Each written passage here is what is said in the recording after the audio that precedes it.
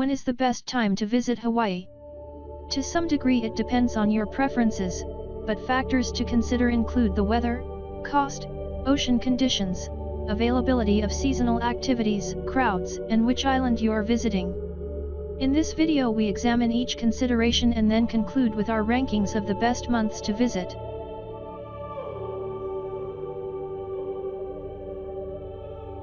Hawaii has one of the most pleasant climates in the world. Average temperatures at sea level only fluctuate by about 6 degrees between summer and winter. For example, Honolulu averages 72 degrees in February and 78 degrees in August, with daytime highs about 10 degrees more. The temperature rarely reaches 90. The ocean temperature varies between 74 in winter to 81 in the summer. The biggest weather concern for a vacation is rainfall. In the summer this isn't something you need to think about, but some areas of Hawaii do get a lot of rain in the winter. So for a winter vacation, pick a location with less rainfall. Popular choices include Waikiki, South and West Maui, the Big Island's Kohala Coast, and Poipu on Kauai.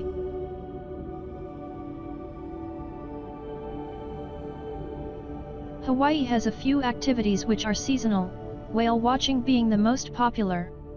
Whale watching starts in November and lasts through April. Boat tours of Kauai's Nepali coast run during the summer. There are more hiking opportunities in the summer. North Shore surf usually arrives in October and subsides in April. Spring offers great surf for boogie boarding and beginner surfing. The best snorkeling is in the summer. Serious photographers who want to capture ocean and beach scenes will prefer the summer months.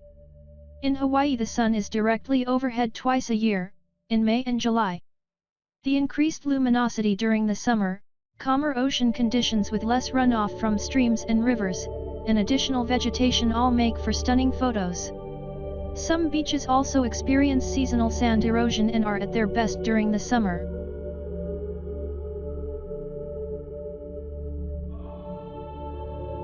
The character of the ocean changes dramatically in the winter as faraway storms in the northern hemisphere generate powerful waves that eventually hit Hawaii's north-facing coasts. This is an exciting time for surfers, but the waves also make most North Shore beaches too rough for swimming during big swells. The surf can also wrap around the coast and affect west and east-facing beaches. Kauai's North Shore boasts miles of beaches, but many are exposed. Several interesting beaches that are usually safe to swim at in the summer become too dangerous in the winter, except on calm days. Oahu's famed North Shore beaches don't see as many tourists, with Waikiki about an hour's drive away. Surf contests are held at locations like Waimea Bay and Sunset Beach, and on days when the surf exceeds 25 feet many make the drive north to view the awesome power of the sea. Perhaps half a dozen of these huge swells hit Hawaiian shores every winter. Maui's most popular tourist beaches are located on its western shores. This is one of the reasons Maui is such a popular winter destination. Western coasts are drier and less prone to winter surf. Molokai and Lanai also act as barriers. But some nice beaches in the Kapalua area are affected. DT Fleming becomes a surfing and boogie boarding beach, while a couple other beaches, usually offering snorkeling, tend to be too rough. In conclusion, surfers will be drawn to Hawaii during the winter while snorkelers will find more options in the summer.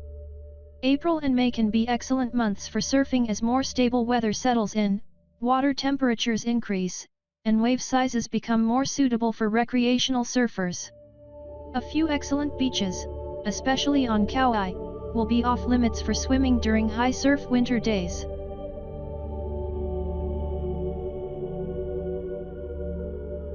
Most people wouldn't consider Hawaii crowded, particularly compared to many popular destinations. The exception is Waikiki, by far the most crowded area in Hawaii. On average there are roughly 200,000 tourists on the islands on any given day, 100,000 on Oahu, 48,000 on Maui, 29,000 on the Big Island, and 22,000 on Kauai. Oahu, Maui, and Kauai are similar in size, but the populations and amount of developed land vary considerably. Oahu has a population of nearly 1 million while Kauai's is 64,000. The population density is about 1600 per square mile on Oahu versus 100 on Kauai.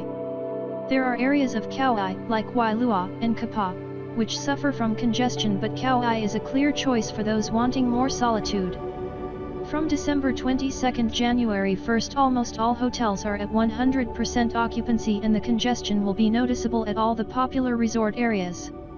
The best region to visit for a quieter holiday during this period is Kauai's North Shore.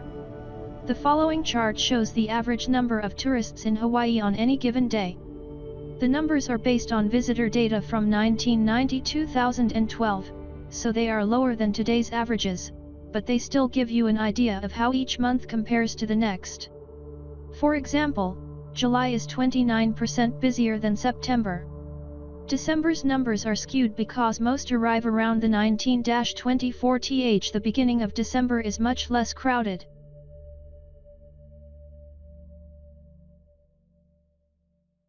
The least expensive months to visit Hawaii are April, May, September, October, November, and the first 2 weeks of December. The most expensive times to visit are as follows. Peak season, December 22 to January 3. High season, January, February, March. Summer season, June, July, August. Prices for accommodations are about 20% more in the summer versus low season. Peak season is much more expensive than other times of the year, and it's a good idea to book a year in advance. We've never seen discounts during peak season. Car rental rates can skyrocket, especially on last-minute bookings. Depressed by the gloom of winter, many find themselves trying to plan a last-minute trip during the winter. But accommodations for this time period book well in advance, so it's a good idea to book as early as possible. Occupancy rates for hotels and rentals are often over 90% for February. Timeshare rentals offer another option for those looking for a last-minute rental. Hawaii timeshare rentals are essentially the same as vacation rentals in that they provide spacious accommodations and an array of amenities, however they are located within resorts. This means you will be getting the perks of a condo rental with the advantages of resort services.